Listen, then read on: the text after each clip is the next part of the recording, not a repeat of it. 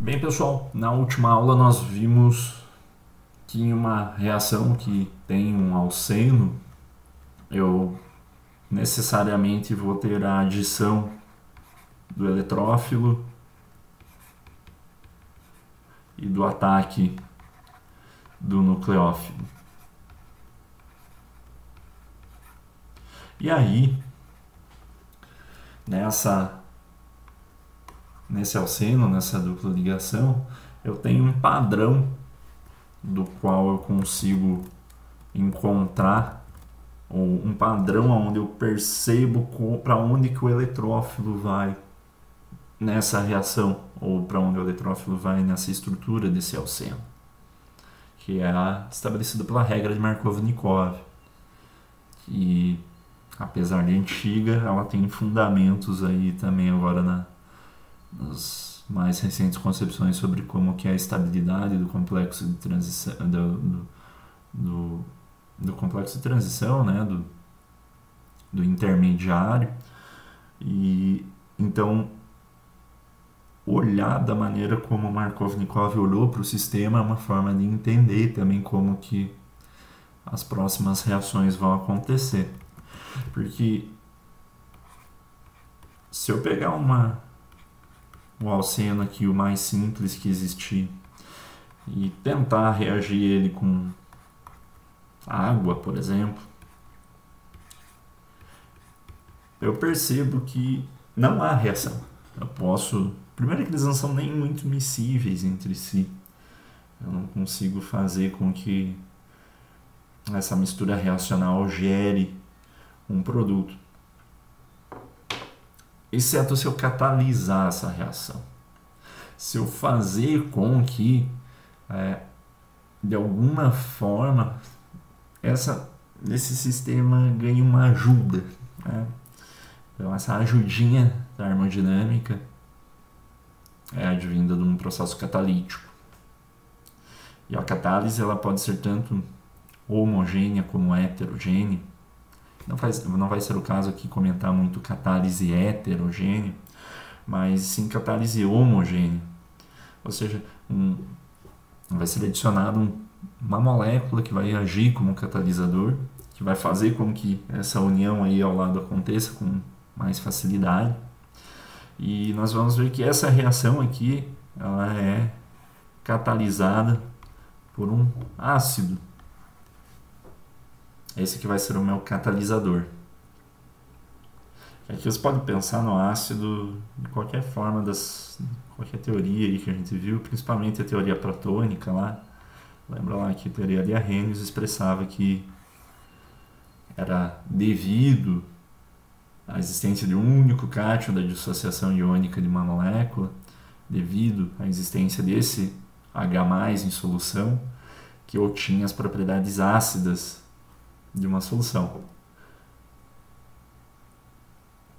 Então, quando eu adiciono um ácido no meu sistema, aí no meu sistema água eteno, eu consigo catalisar essa reação. Então, sem o ácido ela nunca aconteceria. Mas com a adição de um ácido forte, e aí o que eu tenho como um ácido forte? Ácido sulfúrico, ácido nítrico. Esses são ácidos que são ácidos fortes, ou seja, são ácidos, o conceito de ácido forte é relacionado àquele ácido que está completamente dissociado em água. Completamente dissociado em água. Ou seja, ácido sulfúrico, ácido nítrico, quando eu coloco ele ali em água, vou pegar aqui o ácido sulfúrico, só o mesmo vai ser válido. Eu tenho uma reação de dissociação onde eu gero 2H+, não coube aqui, vou colocar aqui embaixo mais um SO4, 2-. Isso daqui obviamente está no estado aquoso, esse sulfato também está no estado aquoso. Pois bem, para cada uma molécula de ácido sulfúrico eu gero 2H+. E lembrem lá que eu também representava muitas vezes essas reações, aí, esse H+, como ele está em solução, esse H+, pode ser representado como H3O+. É uma forma equivalente, né, de expressar, na verdade, é mais acurado representar o ácido como H3O+. Pois bem, mas muitas vezes eu estou falando isso porque assim, em alguns livros texto você encontra mais dessa situação, H3O+. Em algumas explicações eu vou recorrer a essa estrutura, mas em outras, e até as que vão ser pertinentes para a aula de hoje, eu vou representar o ácido como somente o íon H+. Tá? Então, sempre quando eu falar ácido, você imagina isso daqui, o H+. Então, o H+, ele catalisa essa reação. O que é o H+, que a gente estava vendo já em outras reações? Quando eu tenho, ali na aula passada, quando eu tenho aqui o alceno, o que o H+ é? Só pegando agora o alceno e pegando o H+. Lembram lá? O H+ é um eletrófilo. Ele vai buscar regiões bem eletronegativas. Portanto, o que ele vai buscar? Essa dupla ligação aqui. E aí a regra de Markov-Nikov estabelece que ele vai se ligar até o carbono que esteja com mais hidrogênios. Aqui o alceno é simétrico, cada um tem 2, né? Então ele vai se ligar a essa dupla. E aqui eu posso escolher qualquer uma, eu vou representar aqui em outra cor. O carbocátion aqui e o hidrogênio. Faço esse hidrogênio numa cor azul aqui para você perceber que ele foi adicionado ao carbono. Beleza, você tem um ácido sendo adicionado a um alceno e aí isso gera esse intermediário, o carbocátion. Se você tem um sistema que tem muita água, que era a reação aqui que eu estava propondo, a água, essa é uma das representações comuns da molécula de água. Você já deve ter visto. Ou, por exemplo, quando a gente desenhava as estruturas de Lewis da água, geralmente fazia algo assim. Ela tem uma geometria angular. Essa geometria angular é devido à presença desses pares de elétrons aqui no oxigênio. E por isso ela não é linear. Esses elétrons acabam exercendo uma pressão ali, uma influência, uma perturbação nos elétrons que estão nas ligações químicas e empurra eles um pouquinho. Então, a molécula de água, ela tem esses pares de elétrons aqui. Em alguns livros texto, para facilitar a notação, né? Nos livros de geral ela sempre está representado assim, H2O.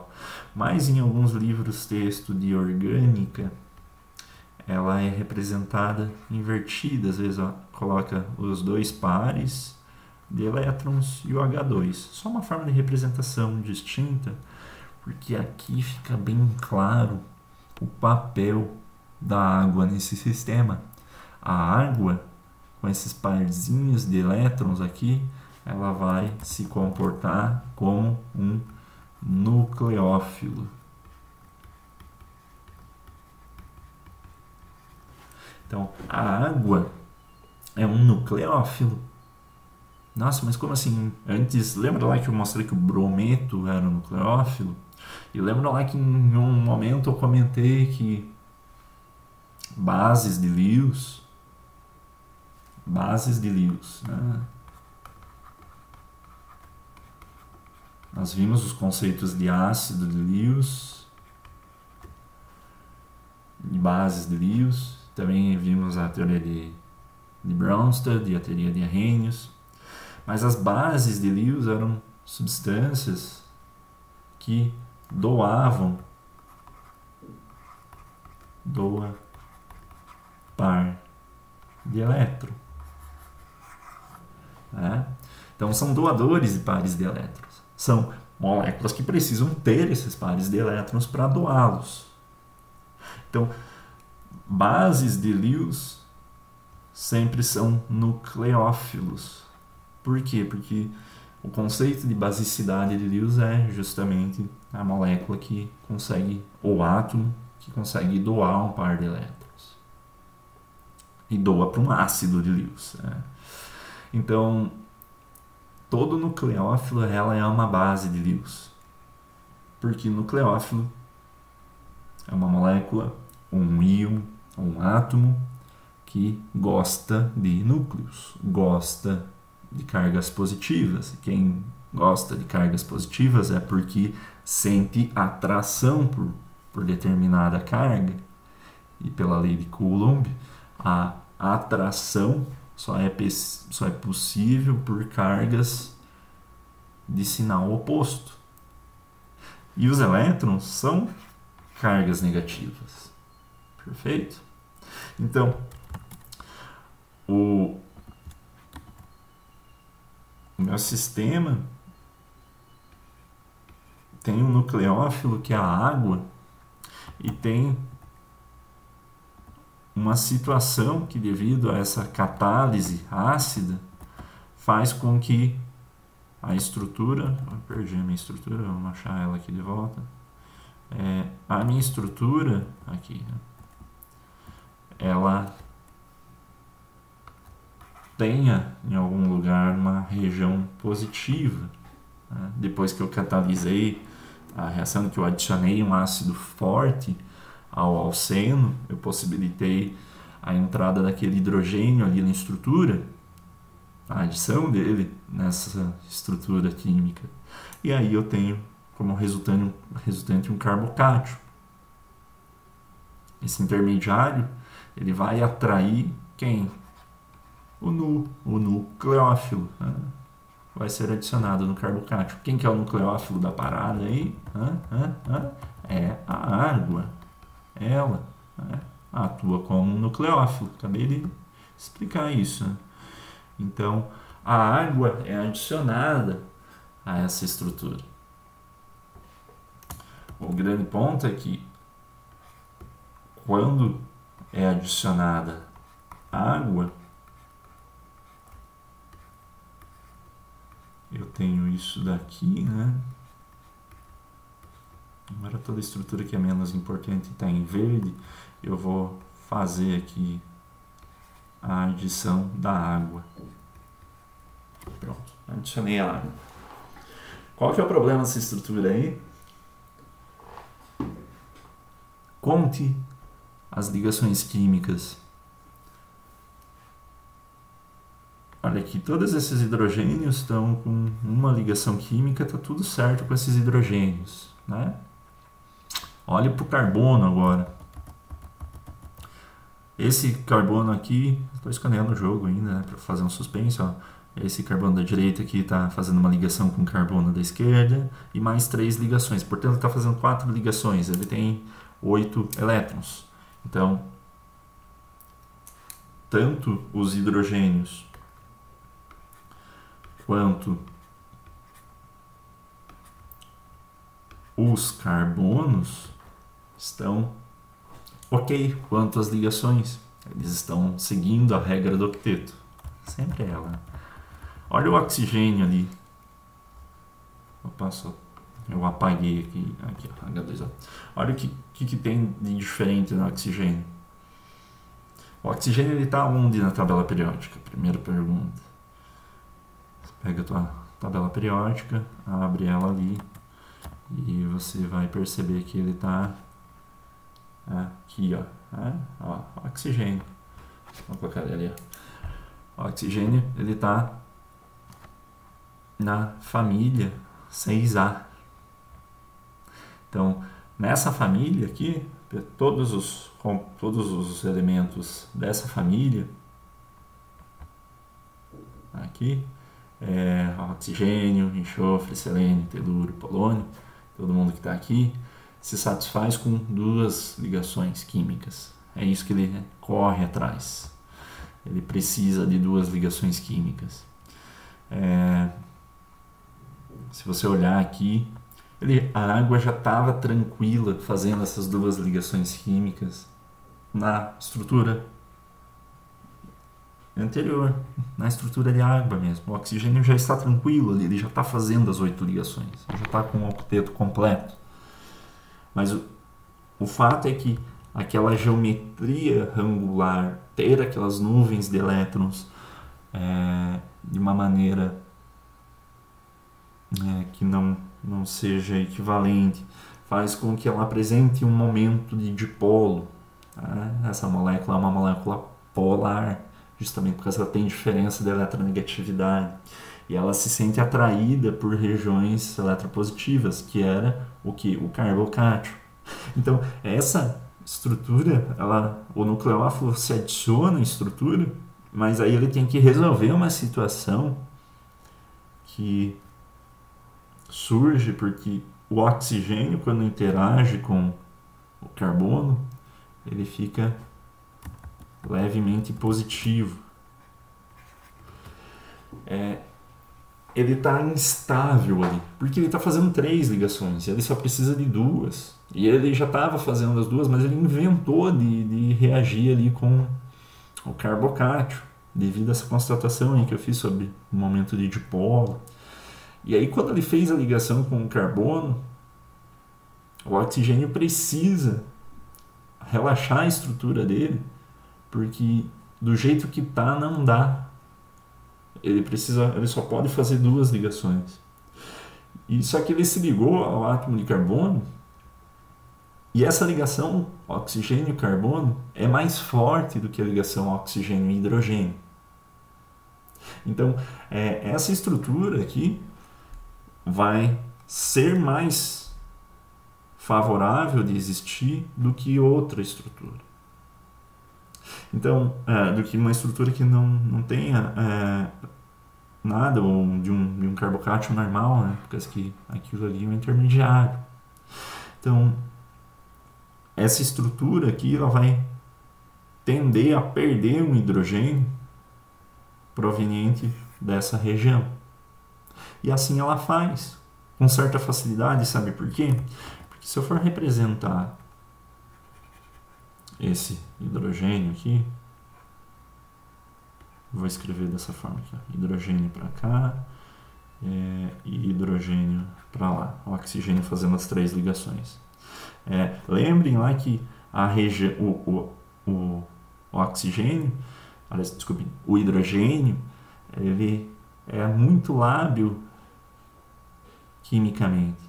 E ele está cercado por outras moléculas do que? De água. Por quê? Porque a água é o solvente do teu sistema. Então é muito fácil que essa molécula encontre uma molécula de água. E aí eu estou novamente colocando aqui a representação dos pares de elétrons. Essa região, que é também eletropositiva nessa molécula, acaba se unindo, né? Há uma quebra dessa ligação aqui e há a formação da ligação entre um H2O e esse hidrogênio. Isso daqui vai gerar vou colocar numa outra cor, senão vocês não conseguem enxergar, né? Vai gerar o H3O+. Essa água aqui eu vou apagar por causa que ela está atrapalhando a minha visão. H3O+. O que é esse H3O+? Falei aqui, cadê? Ácido forte, ácido fraco. Olhem aqui, o que apareceu? É um ácido novamente. Essa reação, ela precisa de um ácido forte, e uma vez que esse ácido está presente, ele começa a catalisar a reação, a facilitar com que ela aconteça. E isso acontece porque uma vez que é gerado um único H+, ali na parada, todas essas reações aí que a gente viu vão seguir, vão acontecer, e como produto final, essa última etapa aqui vai fazer com que seja liberado um H+ para a solução, mantendo o meio ácido. Pegando aqui essa estrutura que eu fiz uma nuvenzinha em azul, eu vou colocar ela aqui para representar o que sobrou. Então, um hidrogênio saiu do oxigênio, né, saiu daquela estrutura da água, né, e foi para o meio reacional. E o que sobrou é isso daqui.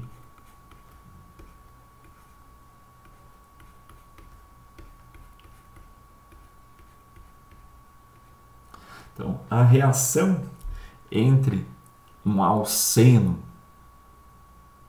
e uma molécula de água gera um álcool. Então, dá para gerar álcool através de alcenos, contanto que essa reação seja catalisada por algum ácido forte. Mas notem que o que nós vimos, esse processo de catálise, ele segue as regras que anteriormente nós vimos. Então, de uma maneira geral, se você entendeu aquilo que eu apresentei, você consegue imaginar o que vai acontecer com qualquer outra estrutura, com qualquer outro nucleófilo, porque o que foi que mudou aqui foi isso, né? Antes eu tinha o cloreto como nucleófilo e ele era adicionado à estrutura, ele atacava o carbocátio. Agora eu tinha água como nucleófilo, e foi ela que atacou o carbocátio, e ela se estabilizou ali, ela procurou estabilidade, e já visto que essa ligação que ela acabou de fazer é mais forte do que as ligações oxigênio e hidrogênio. Então, ela libera uma dessas ligações para se manter estável. Agora, o oxigênio está fazendo suas duas ligações que ele deve fazer, todo o resto está com o octeto completo, ou dubleto, no caso do hidrogênio. E esse é o grande ponto de como que alcenos reagem com água em meio ácido.